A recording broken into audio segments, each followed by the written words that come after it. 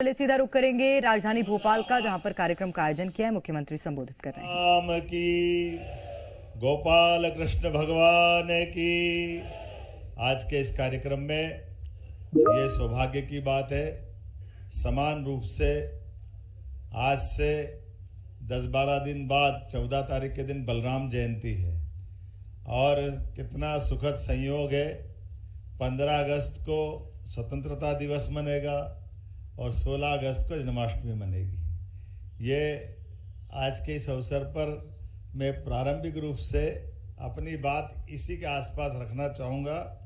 हमारे बीच एफपीओ के लिए माननीय राष्ट्रीय संगठन मंत्री जी माननीय दिनेश कुलकर्णी जी हमारे बीच मौजूद है, माननीय साई रेड्डी जी, माननीय कुमार स्वामी जी, माननीय कृषि मंत्री जी ऐदल सिंह कंसाना जी, हमारे प्रदेश के अध्यक्ष माननीय कमल सिंह आंजना जी, क्षेत्रीय संगठन मंत्री माननीय महेश चौधरी जी, हमारे सचिव एग्रीकल्चर प्रभारी पीएस निशांत बरबड़े जी, इस अवसर पर नीलेश गुप्ता जी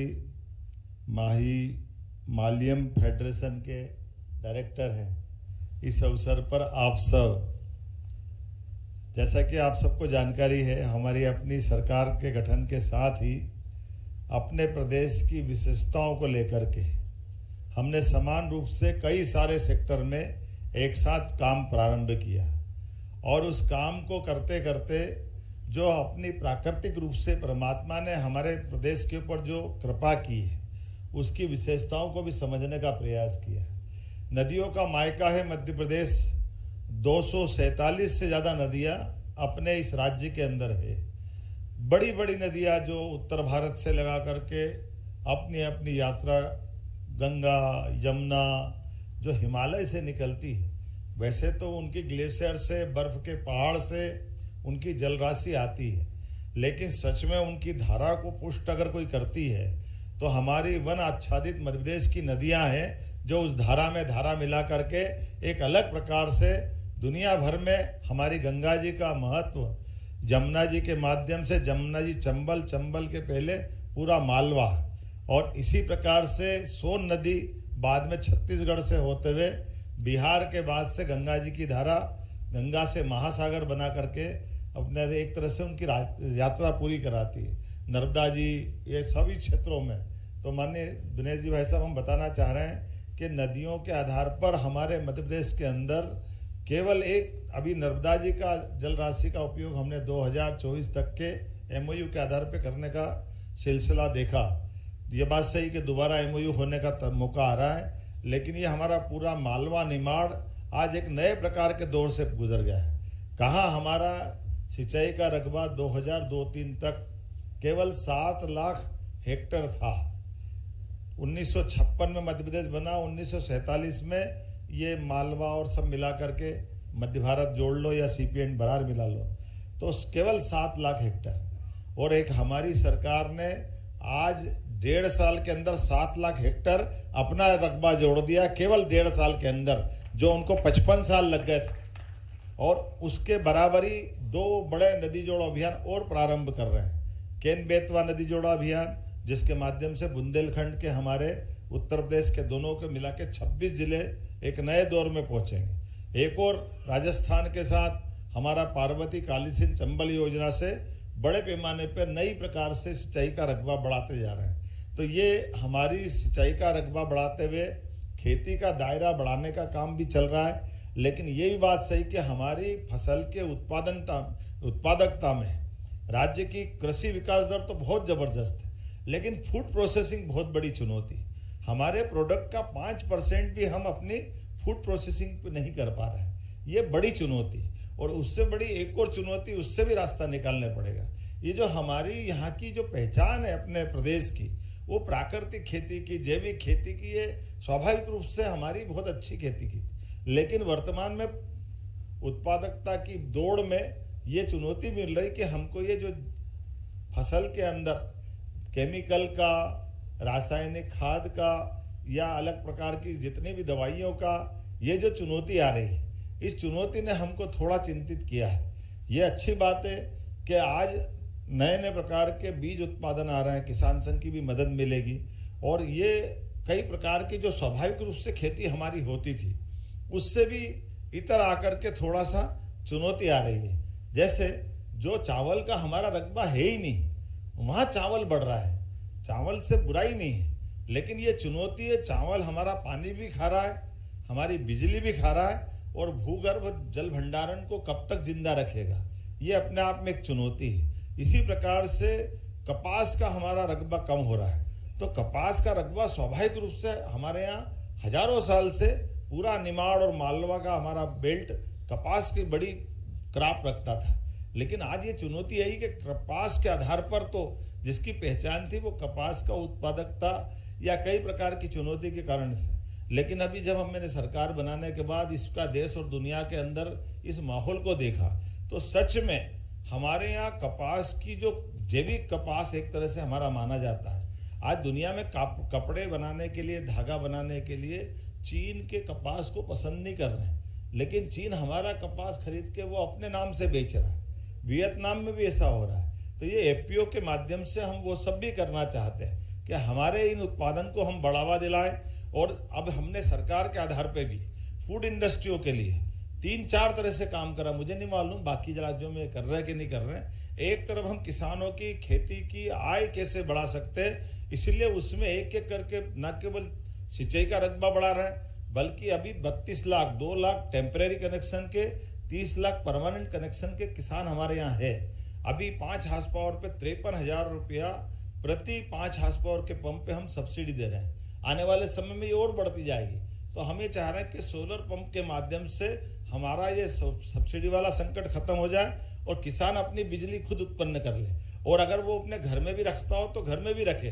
तो लगभग 32 लाख किसानों को 3-4 साल में हम पंप देकर कनेक्शन उनके दिलाना चाह रहे हैं। उसमें आपकी भी मदद लगेगी, एफपीओ की मदद लगेगी, किसान संघ की मदद लगेगी, ताकि बड़े पैमाने पे एक तरह से किसानों को सोलर पंप हम दे दें। लेकिन दूसरे एक अभियान हमने और लगाया।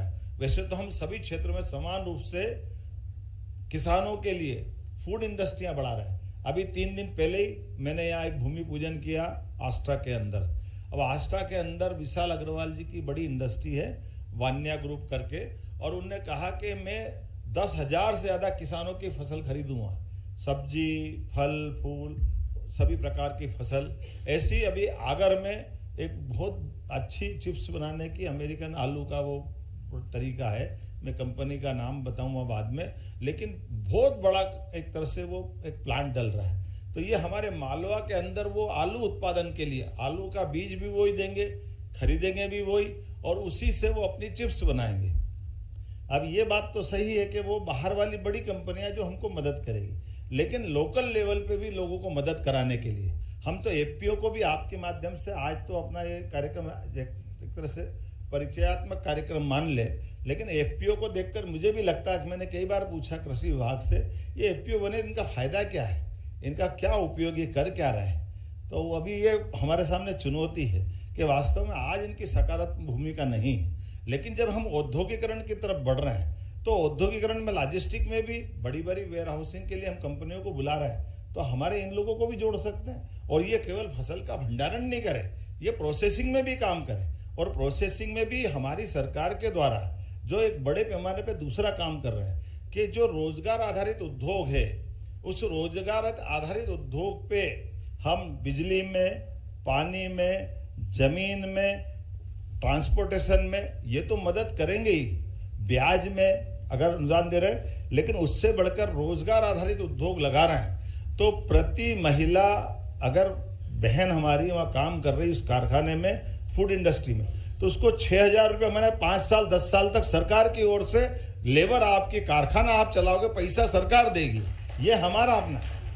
और आपने इसी प्रकार से प्रति भाई अगर वहाँ काम कर रहा है तो 5,000 रुपये उसको भी देंगे, ताकि ये हम अपना बीजीएफ दे करके हम ये चाह रहे हैं कि कैसे भी करके ऐसे कारखाने जो रोजगार परक हो और हमारी फूड प्रोसेसिंग की सारी यूनिट खड़ी हो जाए। अब ये पीएस यहाँ है, आप लोग बात करना, मैं पूरी मदद करूंगा। मैं इस भाव से आया हूँ कि हमारा मध्य प्रदेश एक मॉडल बन सकता है, जिस प्रकार से हमने बाकी औद्योगिकरण की तरफ बढ़ रहे हैं, लेकिन हमारा पूरा प्रयास है कि सबसे पहले फूड प्रोसेसिंग आज जो 5% है, मैं चाहूँगा उल्टा हो जाए, 95% यही प्रोसेसिंग हो जाए अपने राज्य के अंदर, इस तरह से हम चले। उसमें जो जो कर सकते हैं 2-3 साल के अंदर किसान संघ पूरी मदद करे, आपके माध्यम से पूरी हमको भारत सरकार से भी मदद लेंगे, हमारी सरकार भी साथ खड़ी है। और उसी प्रकार से केवल फसल पे नहीं, दूध उत्पादन पे भी हम समान रूप से बढ़ रहे हैं। आज राज्य के अंदर 9% देश के अंदर कंट्रीब्यूशन हम कर रहे हैं। हमारा अपना दूध उत्पादन के आधार पर मध्य प्रदेश तीसरे नंबर का राज्य है, लेकिन हम इसको पहले नंबर पे ले जाना चाहते हैं। 20% दूध उत्पादन हमारे राज्य में होना चाहिए, क्योंकि हमारे राज्य की भौगोलिक परिस्थितियां ऐसी है, जहां खेती हो सकती है वहां तो पशुधन रहता ही है, लेकिन जहां जंगल है और किसी कारण से वहां वन ग्राम में वो खेती नहीं कर पाते, लेकिन पशुपालन तो कर ही सकते हैं। पशुपालन बहुत आराम से होता है। तो पशुपालन को लेकर के हमने बहुत अच्छी आकर्षक पॉलिसी बनाई। 25 गाय या भैंस कोई भी एक व्यक्ति रखेगा तो उसको 42 लाख का ऋण दिलाया जाएगा, उसमें 10 लाख हमारी तरफ से माफ कर देंगे, केवल 30 लाख उसको बैंक में लौटाना है, और दूध खरीदने का काम भी हमारा रहेगा। और एक व्यक्ति 200 गाय भैंस तक रख सकता है। ये एक तरह से हमारा वो जो दूसरे प्रकार से उसके बाकी के पशुपालन के जो दूसरे लाभ है, गौमूत्र के, खाद के, और दूध खरीदने के लिए भी मुझे बड़ा आश्चर्य लगता है, ये फैट के आधार पर दूध खरीदने के चक्कर में आज़ादी के बाद से मध्य प्रदेश सरकार के अंदर ये ध्यान ही नहीं गया कि ये दूध उत्पादन में फैट करते ही वो भैंस का दूध सभी लाओ, गाय का तो लेंगे ही नहीं, क्योंकि वो उतना फैट होता ही नहीं। ये बड़ा मुश्किल मामला था। सीधे सीधे नहीं बोल रहा कि गाय का दूध नहीं खरीदेंगे, लेकिन वो इतना फेट चाहिए। अब इतना फेट गाय भले ही भगवान के कामधेनु आ जाए तो फेट नहीं दे सकती, हम भी क्या करें। वो तो जो गोमाता है उसका अपना जो क्वालिटी है वो तो वैसे ही रहने वाला है। इसलिए हमने कहा कि गाय का ही दूध खरीदेंगे, कोई तकलीफ नहीं, और उसका फेट की क्वालिटी हटा करके लेकिन रेट तेज कर दिया। उसके रेट तेज करने के आधार पर आज नेशनल डेयरी डेवलपमेंट बोर्ड के माध्यम से मैं आपके माध्यम से बताना चाहूँगा, अभी तो 2-4 महीने ही हुए, लेकिन हमारे मंत्री जी बैठे ग्वालियर के अंदर दुग्ध संघ के आधार पर जहां हमारा 7,000 लीटर दूध आ रहा था, आज 19,000 लीटर दूध चालू हो गया। सारी उधारी पुरानी चुका दी हमने। जबलपुर में इसी प्रकार से बढ़ गया, उज्जैन भोपाल में बढ़ गया लगातार। आज 6 रुपया रेट। अभी तो रक्षाबंधन बाकी है, लेकिन रक्षाबंधन के अंदर अभी बरसात के समय में 6 रुपया प्रति लीटर भाव बढ़ गया, जो गर्मी में बढ़ता था, और आने वाले समय में कहां से कहां जाएगा। तो दूध के भी उत्पाद फूड प्रोसेसिंग के साथ मिल्क इंडस्ट्रियों को भी इसी तरह ला करके लगातार ये अभियान चल रहा है। मैं अपनी ओर से शुभकामना देना चाहता हूं। लिखा हुआ तो बहुत सारा था, भाषण क्या देना है, अपने को तो मन की बात करना थी, आपके भी चाह करके मुझे इस बात का आपका मार्गदर्शन भी मिला, और ये भाव से कि हम अगली बार बैठेंगे। ये एफपीओ को फसल खरीदने के साथ, फसल खरीदने का तोल काटा लगाना बड़ी बात नहीं, ये तो कोई भी लगा लेगा, लेकिन तोल काटे के बाद जितनी फसल अपने पास आ रही है उसको फूड प्रोसेसिंग करके आप उसका प्रोडक्ट बेचें, दुनिया के अंदर जाए, ये माहौल बनाने की आवश्यकता, और उसमें पूरी सरकार की मदद करें। और इसके आधार पर भारत सरकार से भी, अपने राज्य सरकार से भी, किसान संघ से भी जो व्यवहारिक कठिनाइयां उसको दूर भी करेंगे, क्योंकि ये बात सही है, एफपीओ बना करके हम सामान्य आदमी को जोड़ सकते हैं। पैसे वाले तो पैसे वाले रहते ही हैं, लेकिन जिसके पास दिमाग है उसमें ज्यादा क्षमता रहती है, और एफपीओ वाले दिमाग वाले, मैं ऐसा मान के चलता हूं, इनकी अपनी क्षमता योग्यता का प्रॉपर उपयोग होना चाहिए। ये हमारे सबके लिए हित में। मैं आज के इस अवसर पर जब आज आपको इस आयोजन के साथ इसमें बात करने आया हूं, तो उम्मीद करूंगा कि ये सिलसिला लगातार चलता जाएगा। अन्यथा अब मैं कुछ बताना भी चाहूँगा, हमारी सरकार के रहते रहते अभी हमने जो कुछ काम किए, मुझे इस बात का आनंद है कि अपने राज्य के अंदर 2700 रुपये की चुनाव के संकल्प पत्र में भाजपा ने घोषणा की थी, और अभी तो 3 साल बाकी है, लेकिन 2600 रुपये क्विंटल गेहूं हमने इसी साल खरीद करके पूरे देश के अंदर सबसे बढ़िया भाव दिया किसानों को। किसानों के लिए 2600 रुपये क्विंटल के। इसी प्रकार से धान के ऊपर 4,000 प्रति क्विंटल की प्रति हेक्टर का हमने राशि अंतरण किया। मूंग उड़द की बात कही है। कृषि आधारित उद्योग के किसानों को हम 50% सब्सिडी दे रहे हैं। आप बताओ, 50 करोड़ का कारखाना लगाएगा तो 25 करोड़ हमारी तरफ से अनुदान। ये फूड प्रोसेसिंग की बढ़ाई। इसी प्रकार से बोलने के लिए तो बहुत बड़ी बात है, तुअर दाल पे बाहर से आकर हमारे तुअर के कारखाने खत्म हो रहे थे। महाराष्ट्र से तुअर लाना पड़ती थी, डबल ड्यूटी लगती थी। लेकिन हमने अभी अपने तुअर दाल का ये टैक्स खत्म कर दिया कि ताकि यहाँ के किसान भी और बाहर भी हमारी जितनी भी फसलें हैं उसका प्रॉपर उपयोग कैसे मिल सकता है। आने वाले समय में और भी आप जैसा बताएंगे वो सब करने के लिए तैयार रहेंगे। एक बार फिर मैं आज के इस अवसर पर एक कोदो कुटकी और रागी वाली बात जरूर है जो हमारे अपने ट्राइबल के लिए चुनौती भी है और हम इस पर काम भी कर रहे हैं। अब मुसीबत ये कि कोदो कुटकी दुनिया में कहीं में पता नहीं, मुझे मालूम नहीं है, लेकिन भारत सरकार कहती है हमने तो देखी ही नहीं कहीं कोदो कुटकी, वो रागी समझते हैं। अब कोदो कुटकी यहाँ हमारे यहाँ किसान बड़े पैमाने पे लगाते हैं। अब हमने रास्ता निकालने के लिए पीछे पड़े कि कैसे भी करके, महाकौशल में कोदो कुटकी बहुत होती है, लेकिन भारत सरकार में आ तो वो पूछते कोदो कुटकी क्या होती है, हम तो पहचानते नहीं। अब इनको कहाँ से पहचान बताओ, मैं भी क्या करूँ भैया, आप नहीं जानो तो मत जानो, लेकिन होती तो है। इसका नुकसान क्या हो रहा है कि बड़े पैमाने पे जो कोदो कुटकी के किसान हैं या ऐसे झाबुआ के अंदर भी है, उनकी प्राकृतिक रचना के खेत है, टीले हैं, अपनी उनकी अपनी रचना है। अब वो मजबूरी में सब गेहूं लगा रहे हैं। अब गेहूं लगाने से उनका खेत भी बिगड़ रहा है, वो सारे के सारे मिट्टी खसक खसक के नीचे आ रही, और इतने गेहूं लगाते और गेहूं के बाद चावल और दूसरी बात सोचने लगते हैं तो बिजली भी ज़्यादा लग रही, खेत भी बिगड़ रहे, परेशान भी हो रहे। इतनी दूर तक बिजली के तार एक एक टीले तक ले जाने के लिए जो चुनौतियाँ वो अलग है। तो हमने कहा कि भाई अब इस साल तो हमने तय कर लिया कि एमएसपी पे हम तो खरीदेंगे, भले ही कोई खरीदे कि नहीं खरीदे, ताकि किसानों को कोदो कुटकी लगाने के लिए प्रेरित करें। ये हम रागी की कीमत पे खरीद लेंगे। हाँ नहीं, हम भी कर रहे हैं, इसीलिए हमने निर्णय कर लिया।